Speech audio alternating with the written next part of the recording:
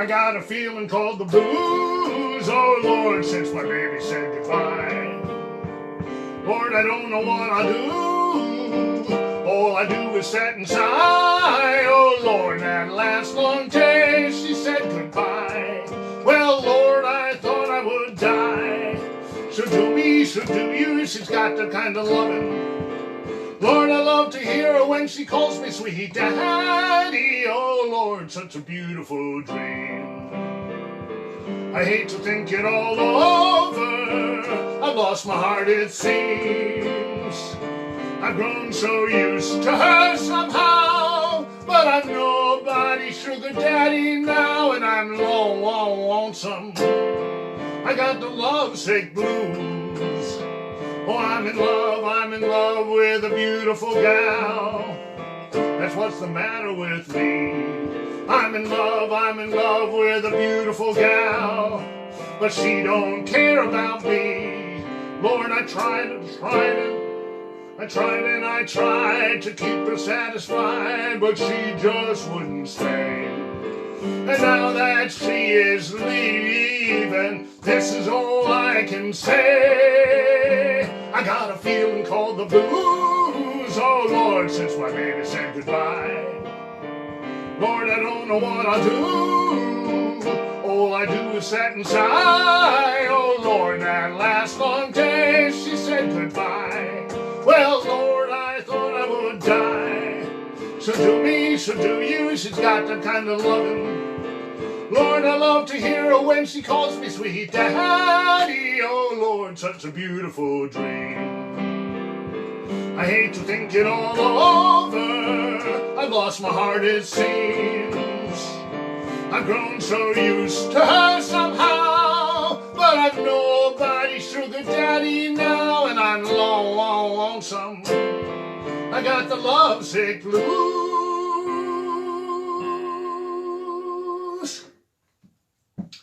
Well, good afternoon, ladies and gentlemen. Welcome to Tennessee Waltz, a Distant Country. I'm Tennessee Walt, and all you really need to know about me is that my name is not Walt, and I'm not from Tennessee. As for today's show, it is unlike any of the 60-odd shows I've done previously in that it is, well, distant. I'm coming to you live from an undisclosed location somewhere in my living room in my apartment in Steinway, Queens. It is probably not necessary for me to explain to you why it's necessary to be doing things this way, so let's move on and talk a little bit about libraries. This show, as you probably know, is a tribute to, a benefit for, a salute to the libraries of Nassau County, Westchester County, and Suffolk County, and more broadly the libraries of America. It's entirely appropriate because if you've seen me previously, its chances are that it was at a library. I do clubs, churches, temples, senior groups, that sort of thing, but by and large, if you've seen me, it was probably at a library. And this is entirely reasonable because I've been a country singer since 2016. That's about 4 years ago. I've been a library person for roughly 54 years. And in all that time, I've learned to love libraries and people who work at libraries. I did not marry my wife because she works at a library. She didn't at that time, but I think better of her because she does. So today we'll be talking a little bit further down the line about libraries and about how we can help them in this crisis, because they really do need our help at this time. For the moment, though, let's simply do a little housekeeping and say that this show comes to us through an idea suggested to me just about a week ago by Maria Lisa Arnold of the Baldwin Public Library. It since then has kind of caught fire. We have 20 other libraries that are co-sponsoring and another 20 plus that have helped us promoting the show, for which I'm extremely grateful. I would like to dedicate this show, well, to libraries everywhere, but particularly to the 6 or 7 libraries where I was scheduled to be doing shows in the month of April. I'm not able to do so. I hope to be there soon, however. That would be the Elmont Public Library, the East Hampton Public Library, the Hart Memorial Library in Shrub Oak, the Locust Valley Public Library, the Oyster Bay Public Library, the Westbury Public Library, and, of course, the Baldwin Public Library. But On to the actual songs, because I did not come here today or stay here today. I stayed here to sing, not to talk. It's usual in times of national crisis to begin a show with the national anthem. Country has its own unofficial national anthem, however, and that's maybe a little more appropriate to the current situation than rockets' red glare and bombs bursting in air. It was adapted by A.P. Carter from a 1907 hymn by Ada R. Habershon and Charles H. Gabriel, and was first recorded by the Carter family in 1935.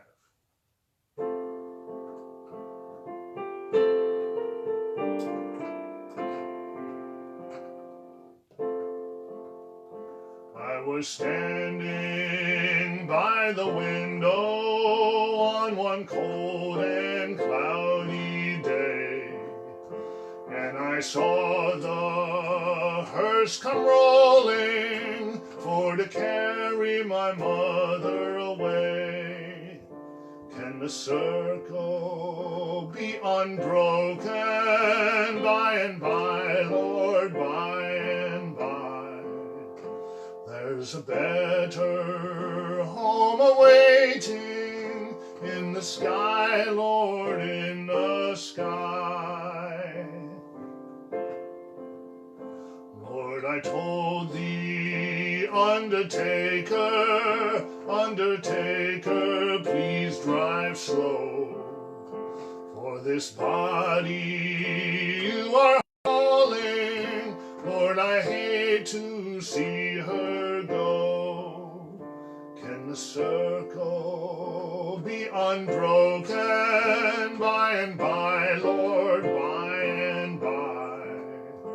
There's a better home awaiting in the sky, Lord, in the sky.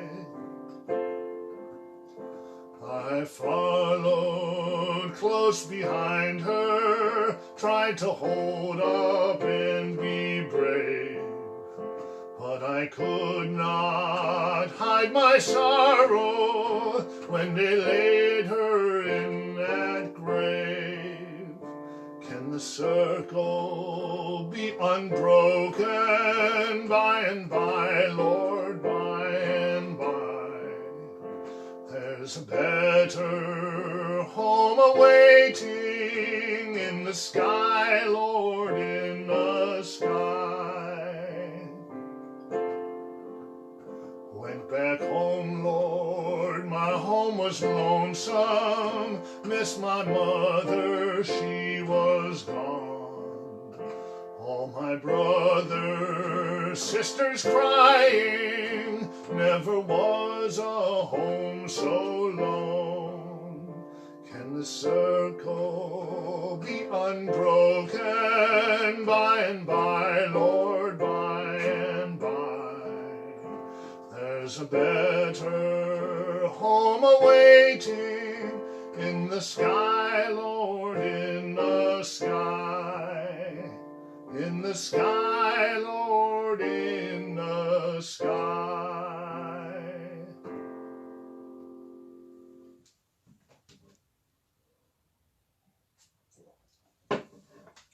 That was officially the second country song I ever sang in my debut show from 2016, The Other Great American Songbook.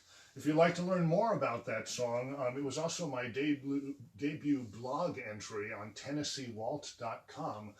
It's all about that song and why it is so widely misunderstood by people who don't understand its history. Also in that show was this next song, which is credited to Hank Williams. In reality, Williams only wrote the words, and not all of the words, really. The music, as well as the general idea of the song and some of the individual lines, are by Albert G. Brumley, who in 1939 released a song called He Set Me Free. Today it is best known in a 1941 recording by one of my favorite old-time country acts, the Chuckwagon Gang. Williams was certainly familiar with this song when he wrote his own version in 1947.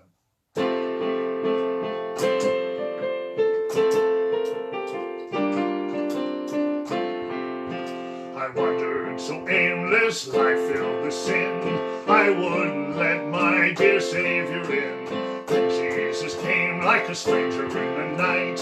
Praise the Lord, I saw the light. I saw the light, I saw the light. No more darkness, no more night. Now I'm so happy, no sorrow in sight. Praise the Lord, I saw the light.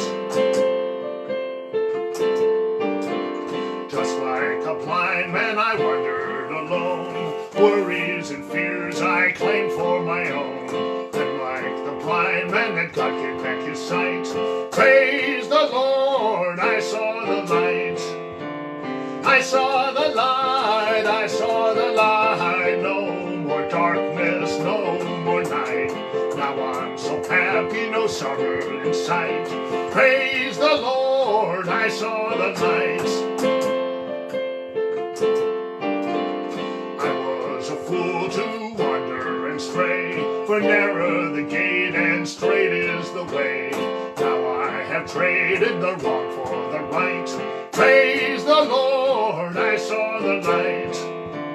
I saw the light, I saw the light. No more darkness, no more night. Now I'm so happy, no sorrow in sight. Praise the Lord, I saw the light.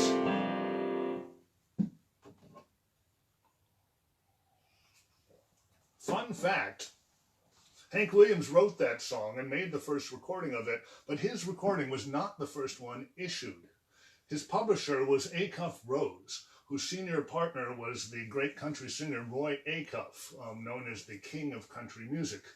When Acuff heard Williams's recording, he said, "Wow, that sounds like a hit," and rushed into the studio and recorded his own version, which was then rushed to market and actually got there before Williams's. The music business is like that. As it happens, he was fast, but not quite fast enough. The actual first release of I Saw the Light was by an obscure RCA artist named Clyde Grubb. You can't make this stuff up.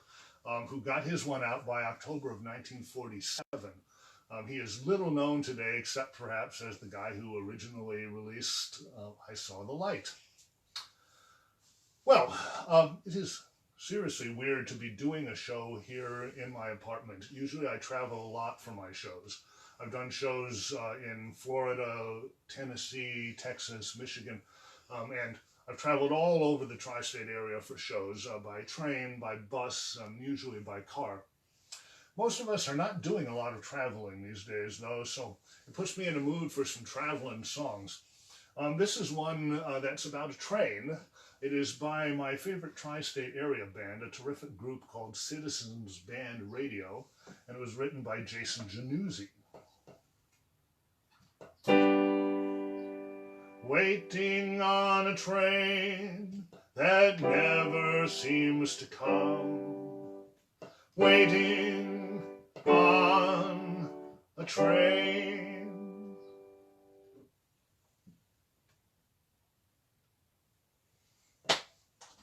Waiting on a train that never seems to come.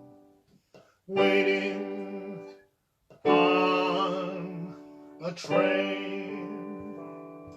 Waiting on a train that never seems to come. Waiting on a train to Birmingham. Sitting at that station just twiddling my thumbs. Waiting on a train that never comes. And I'm thinking about my life, staring at that clear blue sky. I thought I heard a whistle, but 10 minutes have gone by. I wish that I had wings and I could fly. Waiting on a train that never seems to come. Waiting on a train to Birmingham.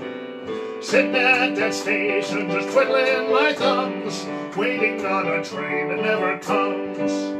It's that Johnson City line. Right now, Lord, I feel like I could die. I wish I had a nickel for every minute that's gone by. Instead, I've just got trouble on my mind. Waiting on a train that never seems to come. Waiting on a train to Birmingham. Sitting at that station just twiddling my thumbs. waiting on a train that never comes. Waiting on a train that never seems to come. Waiting on a train to Birmingham. Sitting at that station just twiddling my thumbs. Waiting on a train that never comes. Waiting, waiting, waiting, waiting, waiting, waiting, waiting, waiting. I'm sitting at that station just twiddling my thumbs, waiting on a train that never comes.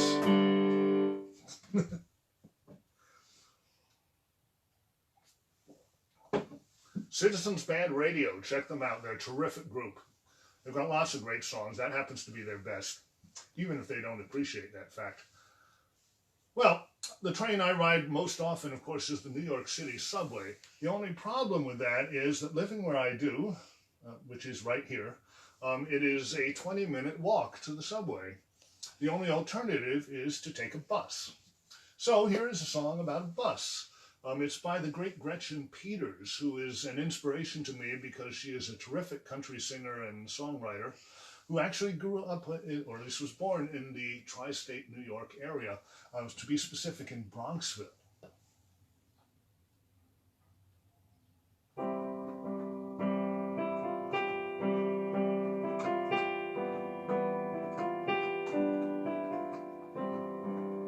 On a bus to St. Cloud, Minnesota, I thought I saw you there, with the snow falling down around you like a silent prayer. And once on a street in New York City, with the jazz and the sin in the air. And once on a cold LA freeway, going nowhere. And it's strange, but it's true, I was sure it was you, like a face in the cloud, on a bus to St. Cloud.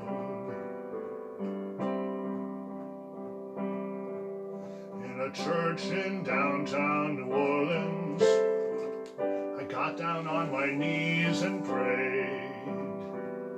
And I wept in the arms of Jesus for the choice you made.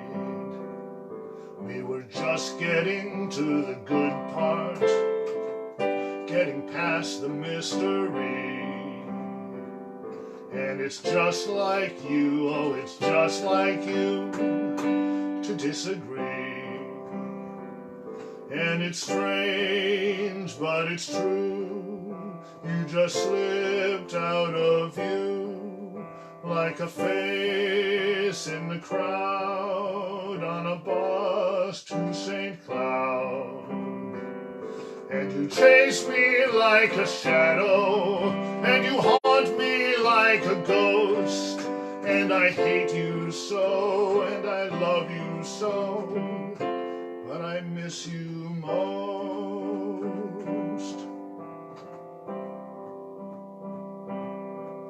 On a bus to St. Cloud, Minnesota, I thought I saw you there, with the snow falling down around you like a silent prayer.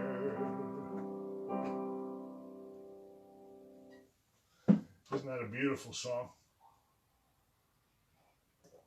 It's best known in a performance by Trisha Yarwood, but I actually prefer Peters' version myself. Well, that's one of many songs in my new show, the 2020 program, Three Chords and the Truth, the country's greatest songwriters. I have been scheduled to debut that show 2 weeks from tonight at the East Hampton Public Library on April 18th. I will perform that show in East Hampton before I'm done, but it will not be on April 18th. When I did my show in Texas, I flew down there.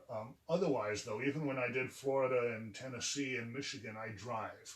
I love driving, and I've written some of my best songs while I was behind the wheel. And I am not the only country star who likes the experience of driving.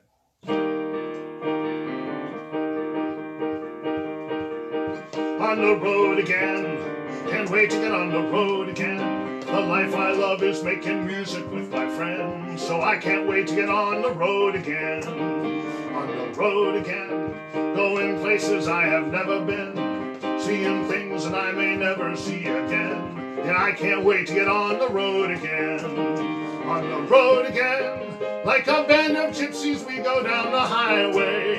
We're the best of friends, insisting that the world keep turning our way. And our way is on the road again. Can't wait to get on the road again. The life I love is making music with my friends, so I can't wait to get on the road again. On the road again, going places I have never been, seeing things that I may never see again. Yeah, I can't wait to get on the road again. On the road again, like a band of gypsies we go down the highway. We're the best of friends, insisting that the world keep turning our way. And our way is on the road again. Can't wait to get on the road again. The life I love is making music with my friends, so I can't wait to get on the road again. No, I can't wait to get on the road again. Written, of course, by the great Willie Nelson. These days, you've probably noticed this yourself, it's hard to listen to any song, no matter what it is, without it seeming in some way to be a commentary on the chaos that's going on all around us. In reality, of course, life goes on, and not everything that happens has anything to do with coronaviruses and so forth. For example, this is the first show that I've done since March 20th, when we all learned that Kenny Rogers had died at the age of 81. Now, I got to be candid, Rogers was never really one of my guys. I'm a hardcore country kind of guy, and he's rather too pop for my personal taste. But he did record a number of terrific country songs. This is one of them by the great Don Schlitz.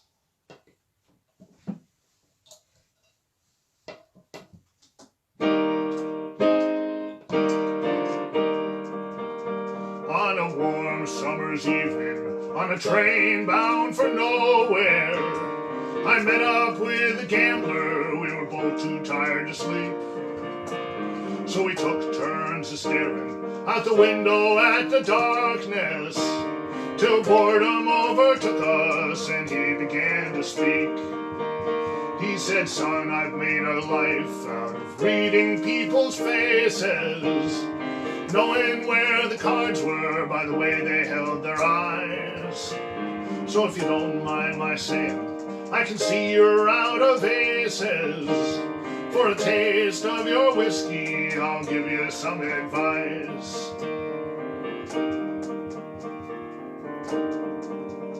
So I handed him my bottle, and he drank my last swallow. He bummed a cigarette and asked me for a light. Then the night got deathly quiet, and his face lost all expression. He said, "If you're gonna play, boy, you gotta learn to play it right. You gotta know when to hold 'em, know when to fold 'em, know when to walk away, know when to run. You never count your money while you're sitting at the table. There'll be time enough for counting when the dealing's done."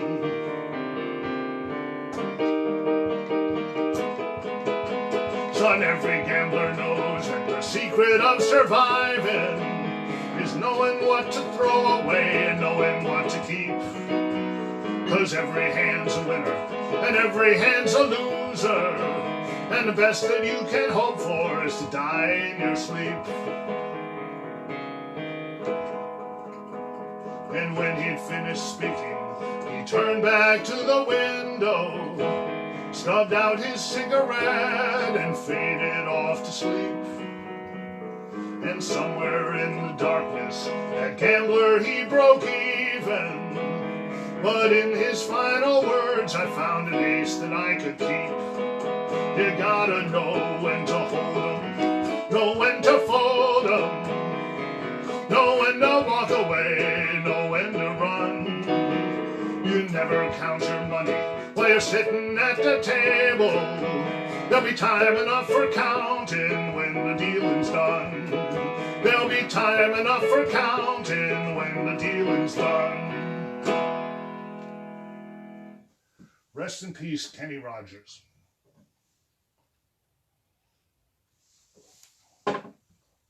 Well, I promised you that somewhere along the line I was going to say a few words about libraries, and this is that point. As I said, this show came about through the suggestion of the Baldwin Public Library. I was delighted to have the opportunity to do even a little bit to help out our area libraries, not just because they're sponsors for many of my performances, but because they've been a mainstay in my life for literally longer than I can remember. I do not remember a time when I didn't go to libraries. My first library was the Tompkins Square branch of the New York City Public Library on East 10th Street. If you look at my Facebook page after this performance is over, there's a picture of it there. I spent the 1970s, 1980s, and 1990s, or at least big chunks of them, at the Garden City Public Library, two different buildings. And more recently, the library in which I spend most of my time is the New York Society Library, because it is where my lovely wife, Sarah Holliday, who is also the producer, the person behind the camera, the tech person, and all other things for this current production. She has to be, because I don't have access to my usual team of roadies, because they are all locked down at other places. Anyway, she works there, and I spend a lot of time there as well, and it's a terrific library. All libraries are terrific in my experience. Libraries feel like a luxury, but they're actually a necessity. The Tompkins Square Library that I first got to know was one of more than 2,500 that were built around the world by the robber baron steel magnate and later philanthropist Andrew Carnegie. Carnegie had grown up in Scotland in dire poverty, where the public library was his only real lifeline to education in the wider world. His family came to America when he was 12, and he amassed an enormous fortune and decided that he wanted to give some of it back to poor kids like himself who were trying to make their way in the world. Not by sending them all of them enough money to make them rich, because even he didn't have that much money, but by giving them the resources to make the most of their own lives. Now, libraries are the way that a poor kid can have the same resources that a rich kid has. In a library, the only limit on what you can learn is what you want to learn. The more you want to learn, the more resources are available to you. And I'm not only talking about books, I'm talking about newspapers and magazines and CDs and DVDs and art exhibits and government information and public meetings and theater and even country music concerts on occasion. A library in a neighborhood makes that a rich neighborhood, even if the people in the neighborhood are poor. Now, lately the libraries have been hit very hard. Libraries are built around the idea of their doors being open so anybody can walk in. If you don't have the money to buy a newspaper, you can walk into a library and read the newspaper for free. But these days the libraries are closed. They're going to reopen. All of the libraries in America may well end up closed for a while, but all of them will reopen. But the repercussions of this situation are going to last for years, especially the financial repercussions. Libraries are funded by a mix of public money and private donations, but I guarantee to you that no library in America budgeted at the beginning of this fiscal year for the kind of expenses they've incurred over the last few weeks, nor for the kind of expenses they will have to incur before they can reopen again. So, if ever there was a time to support your local library, this is that time. The libraries have always been there for us when we needed them, and it is time for us to be there for them.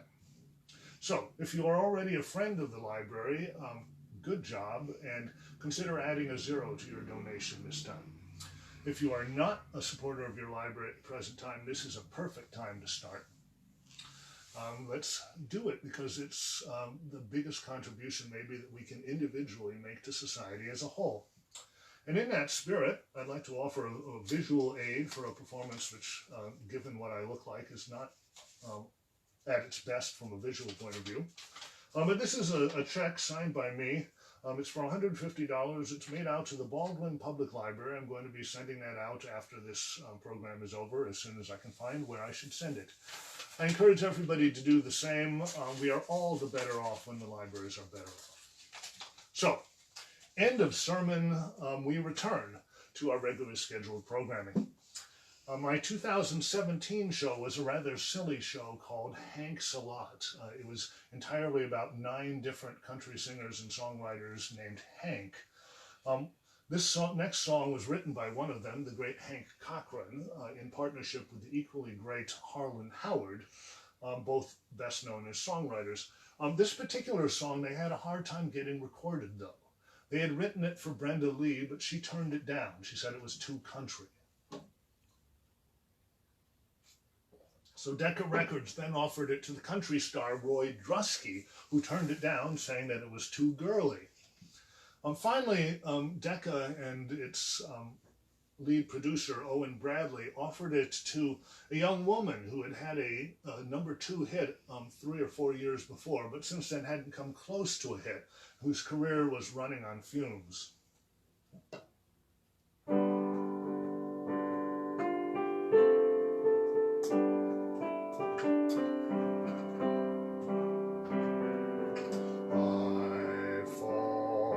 Pieces each time I see you again. I fall to pieces. How can I just be your friend? You want me to act like we never kissed.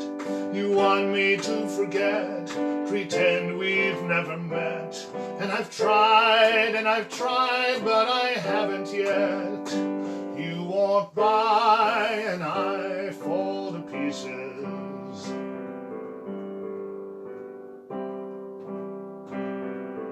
I fall to pieces each time someone speaks your name.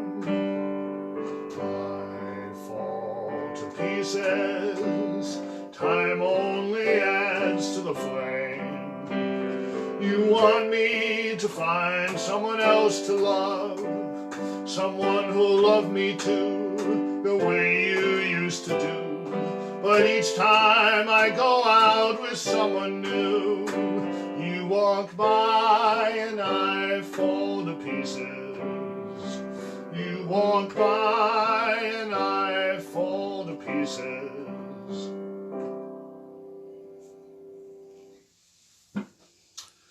That young woman, of course, was Patsy Cline. That became her first #1 hit. She would have only 2 in her tragically shortened career. The other one was also written by Hank Cochran.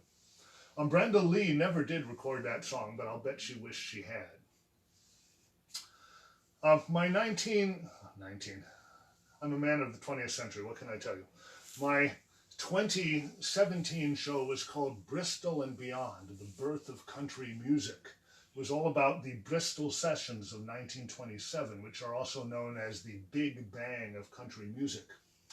It dates from July and August of that year, when a record producer named Ralph Peer, who worked with the Victor Talking Machine Company, was touring the South looking for traditional music that might have commercial potential on recordings. He set up shop in Bristol and invited local musicians to come in and show him what they could do. He was there for 10 days, but on consecutive days, August 3rd and 4th of that year, he discovered the Carter family and Jimmy Rogers, the so-called father of country music. Commercial country music in America is generally dated from those 2 weeks in 1927. The biggest hit that came out of the Bristol Sessions was a Carter family song. Normally the Carter family was A.P. Carter, his wife Sarah Carter, and his sister-in-law Maybelle Carter. But for this particular song, A.P. did not participate. It was only the women. This may be because its take on marriage was harder than AP could deal with. Certainly Sarah sung it with great brio.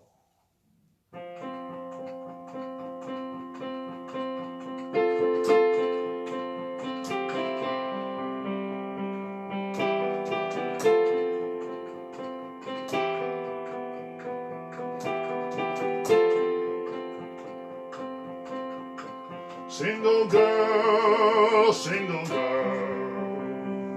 go and dress so fine. Go and dress so fine. Married girl, wears most any kind. Wears most any kind.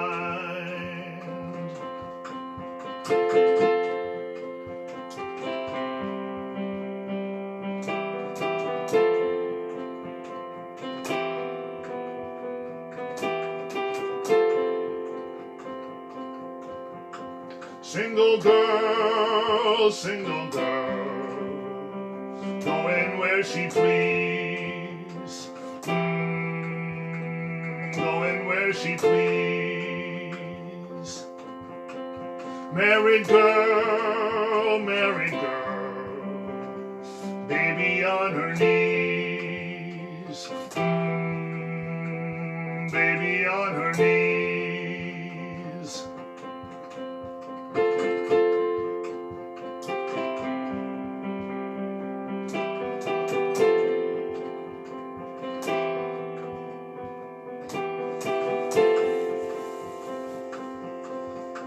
Single girl, goes to the store and buys, goes to the store and buys. Married girl, rocks the cradle and cries, rocks the cradle and cries.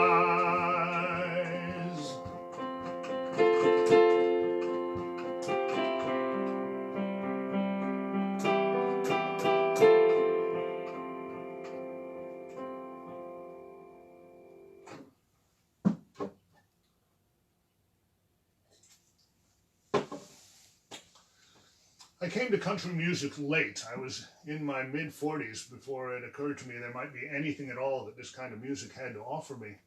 And I regret that because I missed some of the all-time greats. I did not see Johnny Cash perform. I did not see Ernest Tubb. I did not see Kitty Wells. But I have seen a number of the greats. I saw little Jimmy Dickens in his second-last performance on the Grand Ole Opry. I saw Merle Haggard, one of his final performances. I've seen both Loretta Lynn and Willie Nelson multiple times. The best country show I ever saw, though, was on April 10th, 2009 at the Ethical Culture Society in Manhattan on Central Park. What band, you ask? Well, no band.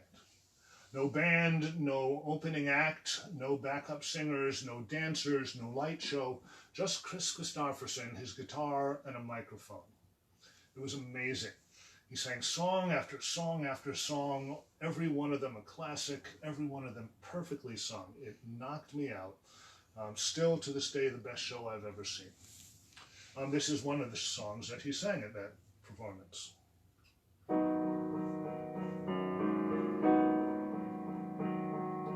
Busted flat in Baton Rouge and headed for the train, feeling near as faded as my jeans. Bobby thumbed a diesel down just before it rained that took us all the way to New Orleans. I took my harpoon out of my dirty red bandana and was blowing sad while Bobby sang the blues. With them windshield wipers slapping time and Bobby clapping hands, we finally sang up every song that driver knew. Freedom's just another word for nothing left to lose. Nothing ain't worth nothing, but it's free. Feeling good was easy, Lord, when Bobby sang the blues. Feeling good was good enough for me and Bobby McGee.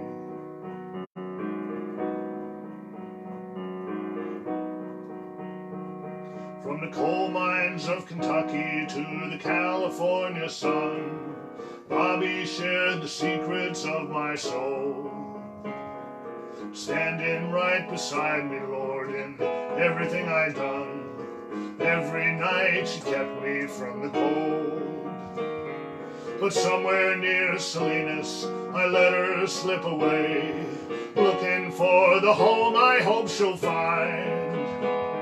And I trade all my tomorrows for a single yesterday, holding Bobby's body next to mine. Freedom's just another word for nothing left to lose. Nothing left was all she left for me. Feeling good was easy, Lord, when Bobby sang the blues. Brother, that was good enough for me and Bobby McGee.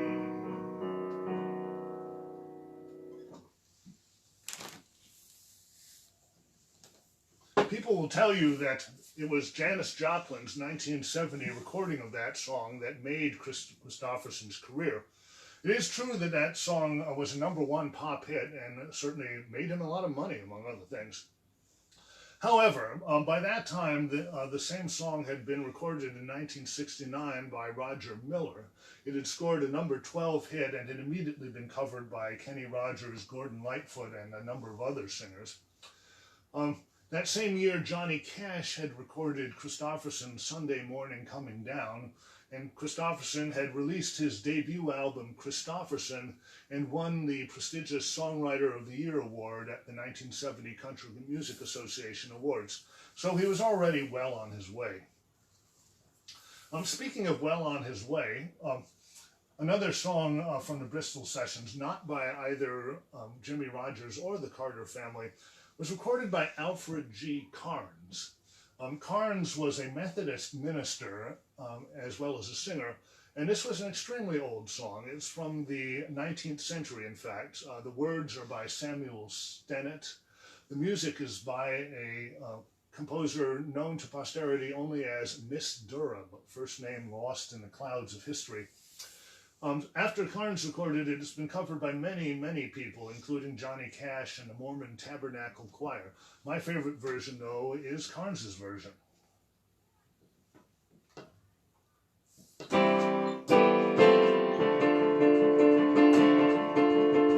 On Jordan's stormy banks I stand and cast a wishful eye on Canaan's fair and happy land, where my possessions lie. I'm bound for the promised land. I'm bound for the promised land. Oh, who will come and go with me? I'm bound for the promised land. For all the splendid plain shines one eternal day, where God the sun forever reigns and scatters night away. I'm bound for the promised land. I'm bound for the promised land. Oh, who will come and go with me? I'm bound for the promised land. No chilling wind and no poisonous breath can reach that healthful shore. Sickness and sorrow, pain and death are felt and feared no more. I'm bound for the promised land. I'm bound for the promised land. Oh, who will come and go with me? I'm bound for the promised land. When shall I reach that heavenly place and be forever blessed? When shall I see my Father's face and in his bosom rest? I'm bound for the promised land. I'm bound for the promised land.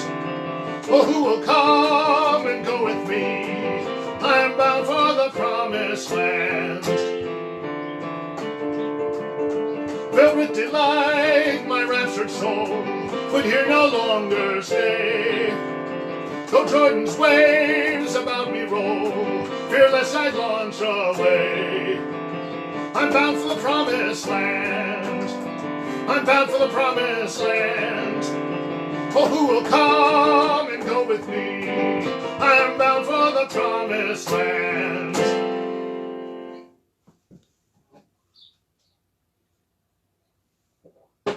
Now for G. Carnes. His version is much better than mine because he's got a much better voice than I do. You can find it on YouTube. Check it out. I spent most of the early part of the last decade trying in vain to see Merle Haggard in concert. We had tickets in Schenectady, but on our way up we got a flat tire and I had to miss it. We had tickets in Red Bank, New Jersey, but there was a tremendous torrential downpour that night, and the taxi that took us from the railroad station to the theater found that the bridge leading to it had been washed out, and he was unable to figure out another way to get there, so we didn't see it then either. Then we got tickets to see him at Westbury Music Fair in 2015, and wonder of wonders, we actually did. It was a great show, and I was glad to see it. He died only a few months later, so probably that was the last chance we were going to get. This is one of his many great songs. It was from 1968, and it was co-written with his second wife, Bonnie Owens.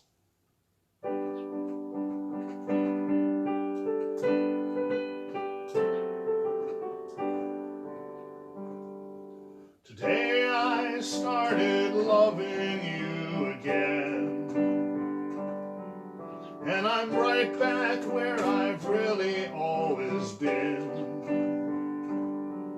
I got over you just long enough to let my heartache mend, and then today I started loving you again. What a fool I was to think I could get by on only these few million tears I've cried.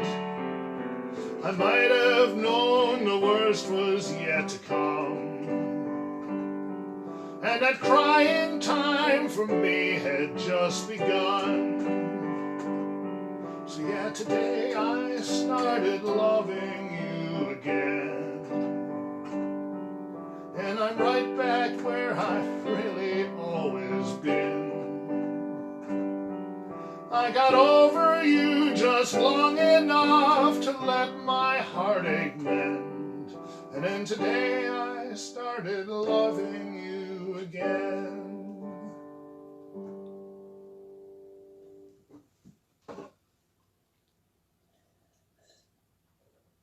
Well, at this point in the show, I usually ask for a few audience requests. So if anyone has something they'd like to hear, raise your hand.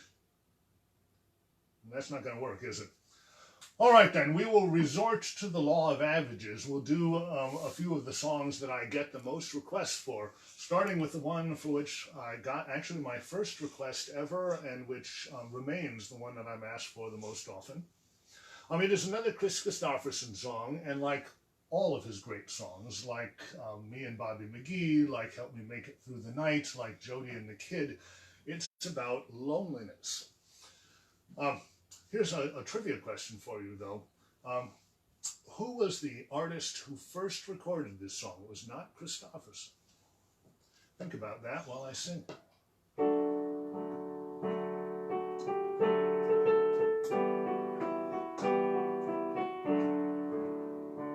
Well, I woke up Sunday morning with no way to hold my head. It didn't hurt. And the beer I had for breakfast wasn't bad, so I had one more for dessert. Then I fumbled through my closet for my clothes and found my cleanest dirty shirt. And I shaved my face and combed my hair and stumbled down the stair to meet the day. I'd smoked my mind the night before on cigarettes and songs that I was picking, but I I lit my first and watched a small kid cussing at a can that he was kicking. Then I crossed the empty street and caught the Sunday smell of someone frying chicken. And it took me back to something that I lost somehow, somewhere along the way. On a Sunday morning sidewalk, wishing, Lord, that I was stoned. 'Cause there's something in a Sunday that makes a body feel alone. And there's nothing short of dying half as lonesome as the sound of a sleeping city sidewalk and Sunday morning coming down. In the park I saw a daddy with a laughing little girl that he was swinging. And I stopped beside a Sunday school and listened to the song that they were singing. Then I headed back for home, and somewhere far away a lonely bell was ringing. And it echoed through the canyons like the disappearing dreams of yesterday. On a Sunday morning sidewalk, wishing, Lord, that I was stoned. 'Cause there's something in a Sunday that makes a body feel alone. And there's nothing short of dying half as lonesome as the sound of a sleeping city sidewalk and Sunday morning coming down.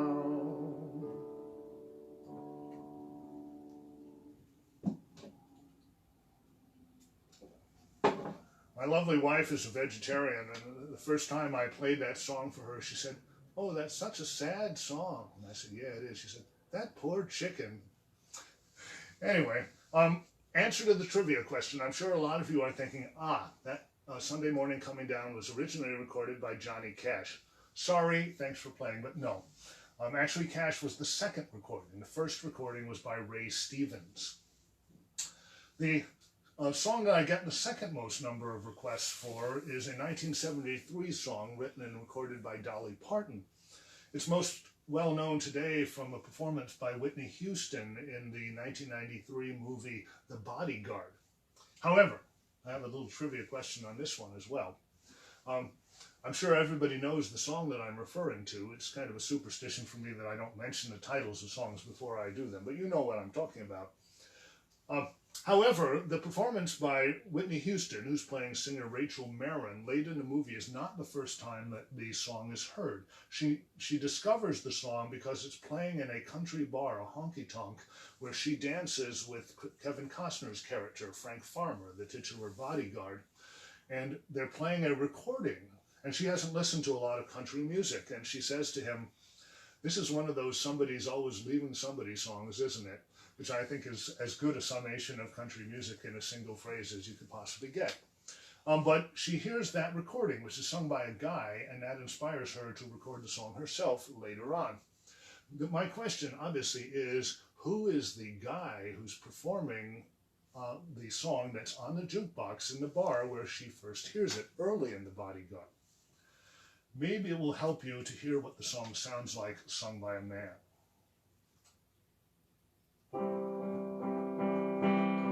If I stay, I will only be in your way. So I'll go, but I know I'll think of you each step of the way. And I will always love you. Will always love you.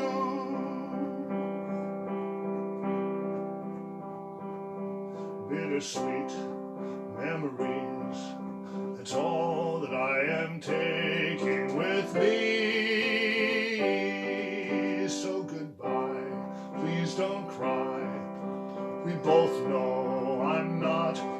what you need, but I will always love you, will always love you.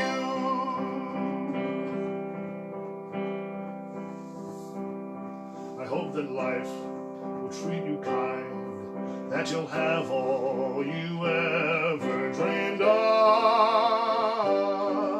I wish you joy and happiness, but above all, I wish you love, and I will always love you, will always love you.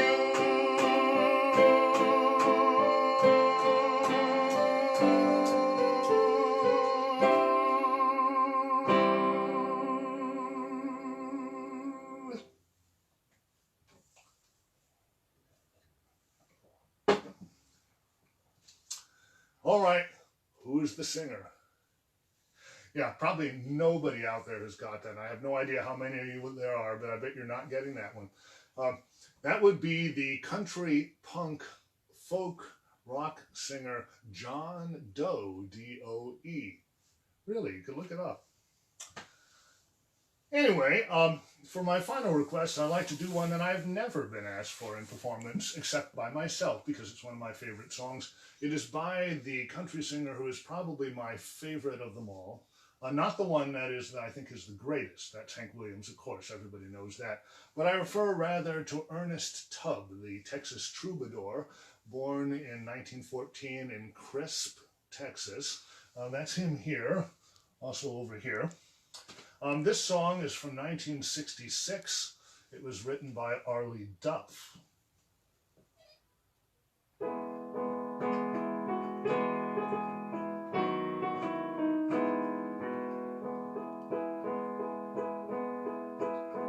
No regrets, no hard feelings, it's over. All the good times together are through. I'll have a lifetime of memories to keep me going. I wouldn't take back one moment spent with you. I won't say that your leaving doesn't hurt me, but it's nothing that time can't erase. And someday this hurting will be over. Another story, another time, another place. And one day I'll be sitting with another, and suddenly a smile will cross my face. If she says, what's so funny, well, I'll tell her. Another story, another time, another place. So no regrets, no hard feelings, it's over. It hurts me 'cause I lost out in the race. But someday this hurting's gonna leave me. Another story, another time, another place. And one day I'll be sitting with another, and suddenly a smile will cross my face. If she asks what's so funny, well, I'll tell her. Another story, another time, another place.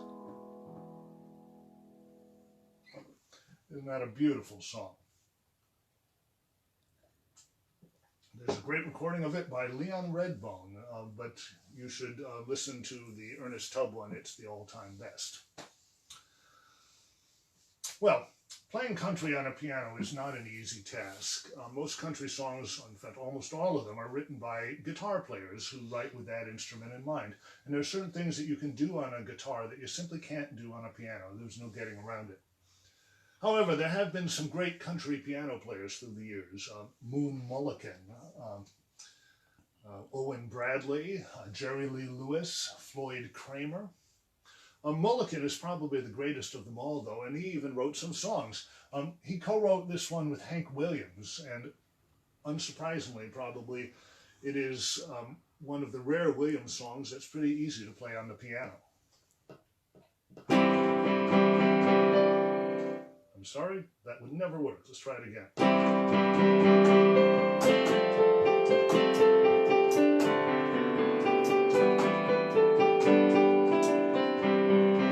by Joe, me gotta go, me oh my oh. Gotta pull my pirogue down the bayou. My Yvonne, the sweetest one, me oh my oh. Son of a gun, we'll have big fun on the bayou. Jambalaya, crawfish pie, filet gumbo.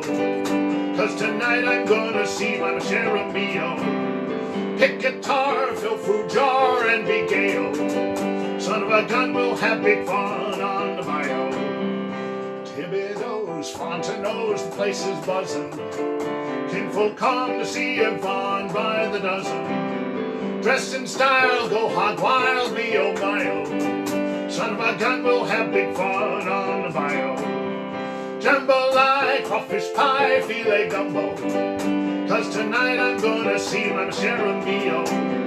Pick guitar, fill fruit jar, and be gay-o. Son of a gun, we'll have big fun on the bayou.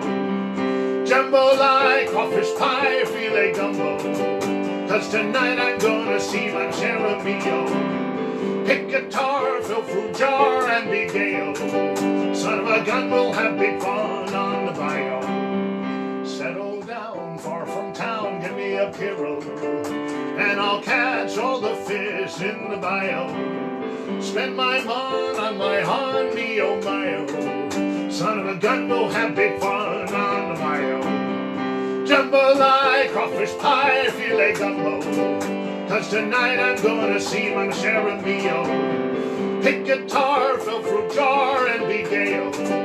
Son of a gun, we'll have big fun on the bayou. Son of a gun, we'll have big fun on the bayou.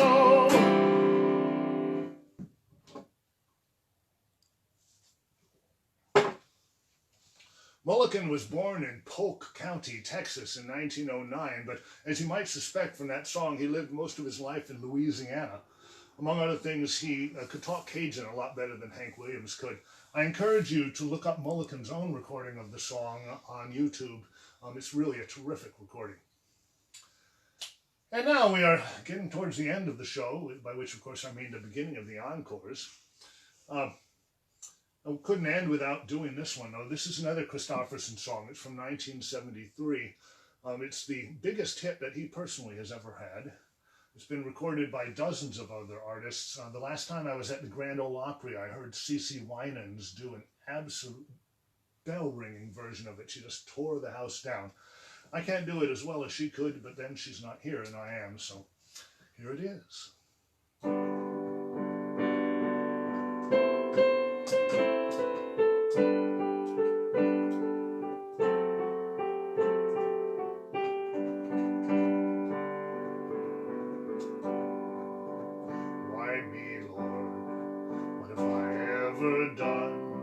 Deserve even one of the pleasures I've known. Tell me, Lord, what did I ever do that was worth loving you, or the kindness you've shown? Lord, help me, Jesus, I've wasted it, so help me, Jesus, I know what I am. Now that I know how I've needed you, so help me, Jesus, my soul's in your hand. Try me, Lord, if you think there's a way I could ever repay all I've taken from you. Maybe, Lord, I could show someone else what I've been through myself on my way back to you. Lord, help me, Jesus, I've wasted it, so help me, Jesus, I know what I am. Now that I know how I've needed you, so help me, Jesus, my soul's in your hand.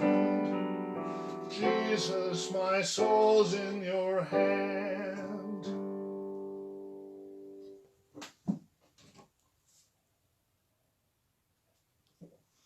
Kristofferson uses that as the finale of his shows. I've seen him twice, and he's done that as his last number both times. And it's a terrific finale, but I don't know but what in the current situation we could do with something a little more upbeat. So for our last official song, This is by John D. Loudermilk Jr. from 1962. And you may say, Loudermilk, that's a pretty silly name for a country star. Well, that was what his cousins, Ira Loudermilk and Charlie Loudermilk, thought. They changed their name to Ira Louvin and Charlie Louvin, and as the Louvin brothers went on to much greater success than Loudermilk ever had. So maybe they were right. Either way, though, Loudermilk was one heck of a songwriter, and this is from 1962. It's been performed by dozens of people. Now, who's that sneaking down the fire escape? And who's that peeking through the garden gate? Who's on the loose but he can't be found? Big Daddy's Alabama bound. Big Daddy's Alabama bound. Big Daddy's Alabama bound. The police are searching but he can't be found. Big Daddy's Alabama bound. The Highway Patrol and the FBI, they're all out looking for that awful guy. They got the hound dogs out a sniffing around, but Daddy's Alabama bound. Big Daddy's Alabama bound. Big Daddy's Alabama bound. The police are searching but he can't be found. Big Daddy's Alabama bound. Somebody run off with the mayor's wife.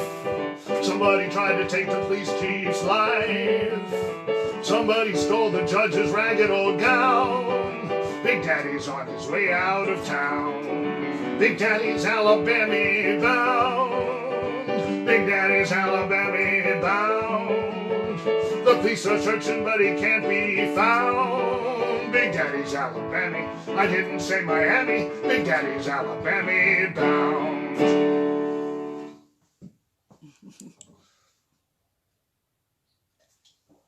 Well, at this point, normally I would listen to the audience and gauge whether it would be appropriate to do a few encores. Since that's not actually going to work, I'm going to have to go with my instinct and say, yeah, I'll do a few more. Why not? Where do we have to go anyway? I usually do as my encores some original songs, some of my own songs, and I see no reason to diverge from that today. This is one that I wrote last year. My mama used to caution me to look before you leap. It's smart, she said, to always keep one eye open when you sleep. She said, don't count your chickens till you've got them safe in hand. And never burn your bridges, you might need a place to stand. But bridges are for burning, they're not to run away. To look before you're leaping takes all the fun away. Chickens are for counting, don't you always want to know? And bridges are for burning, they make such a lovely glow. I do a lot of crazy things with not much chance to pay. My dad would say I'm doing that with every gig I play. I plan to do it all my life until it's time to go. 'Cause after all, until you try, you never really know. And bridges are for burning, they're not to run away. To look before you're leaping takes all the fun away. Chickens are for counting, don't you always want to know? And bridges are for burning, they make such a lovely glow. I know there's lots of people cross their T's and dot their I's and never mess with anything until they're sure it's wise. It's a way of living, one I'll probably never try. You live that way, you may not even notice when you die. And bridges are for burning, they're not to run away. To look before you're leaping takes all the fun away. Chickens are for counting, don't you always want to know? And bridges are for burning, they make such a lovely glow. Bridges are for burning, they make such a lovely glow.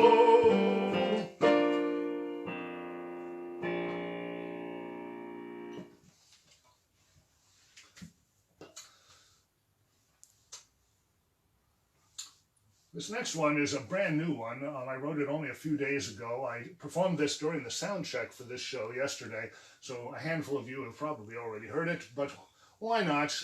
It will come as no surprise that this is a recently written song.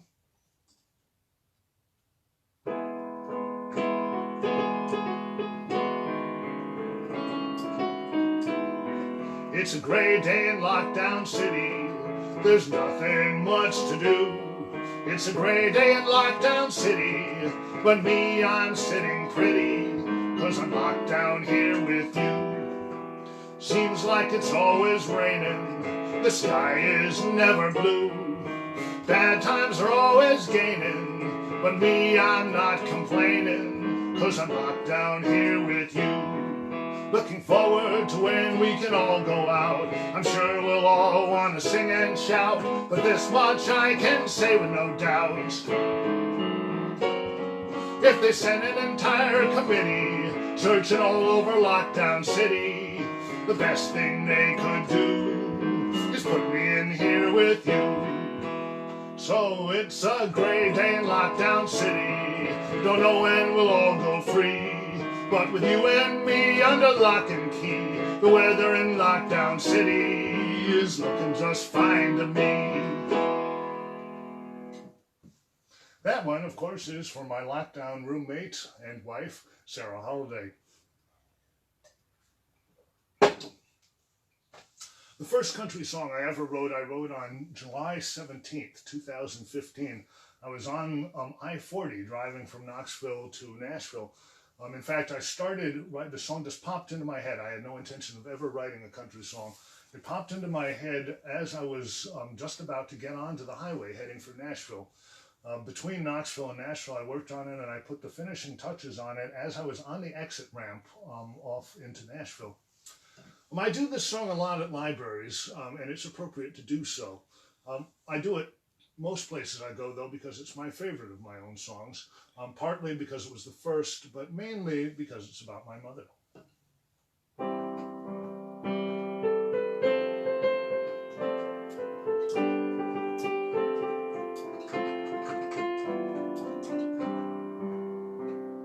She grew up in the backwoods way up north Atlanta, Michigan, with nothing much but pines for miles around. And their car was just a repo, and their house was just a depot on a railroad line no longer came to town. But Mary hardly noticed she was safe between the covers of the books that Mother made sure that she had. Off with Dorothy and Alice, her bedroom was like a palace, and in there she found life wasn't half so bad. Her mama loved the movies and her daddy loved the ladies, and he loved the bottle more than either one. So food for 3 kids in the larder, and she sometimes sat and wept when day was done. But Mary hardly noticed she was safe between the covers of the books that Mother made sure that she had. Spending hours alone and lost in worlds of Dickens and Jane Austen, in there she found life wasn't half so bad. There's no photo of young Mary with no book and with no glasses. With no book her hand just felt a little light. And when they asked her, what do you, when you're all grown up, want to do, they weren't surprised to hear that she would write.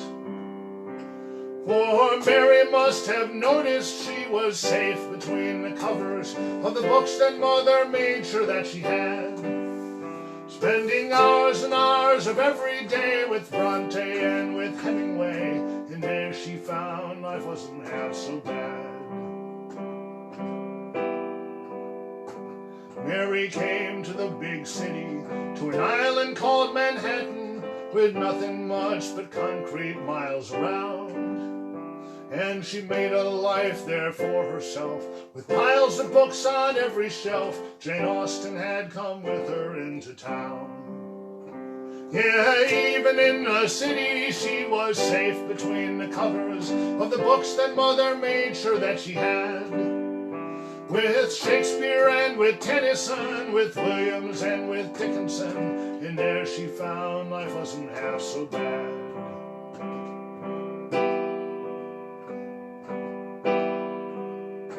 Mary lived to almost 80, and her novel never got written, and the life she led was sometimes way too tight. But she had 2 girls, she had 2 boys. She shared with them her greatest joys. For years she read to them most every night. And their mama loved the movies, and their daddy loved their mama, and they both loved books much more than either one. And the kids had troubles to get through, as children nearly always do, but they knew what to expect when day was done. For they all of them had noticed they were safe between the covers of the books that Mom made sure they always had. Even if their hearts were bleeding when they sat down and got reading, in there they found life wasn't half so bad. In Mary's world, life wasn't half so bad.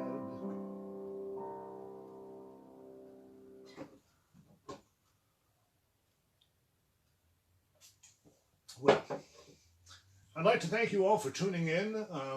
There's a lot of other things you could be doing with your time, I expect, and maybe this seems a little silly way to be spending your time with so much that's going on. Personally, I don't know whether there's 10 of you or 10,000 of you, but I really am grateful for you choosing to spend some time with me. Treat yourselves well, will you? And don't forget about the libraries. It's really important. I do have one more song for you. I wrote it a couple of years ago. It is about a friend of mine. He's had some hard things happen to him, but he is, at bottom, maybe the biggest optimist I know.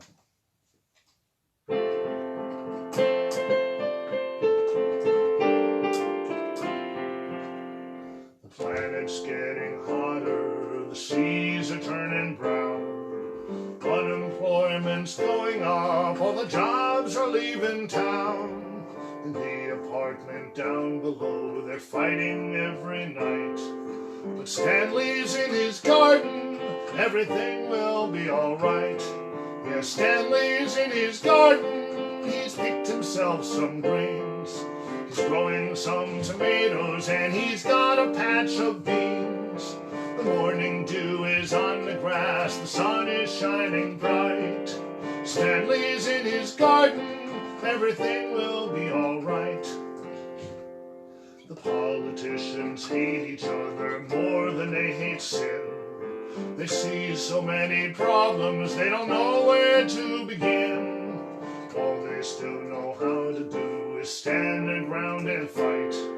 But Stanley's in his garden, everything will be alright.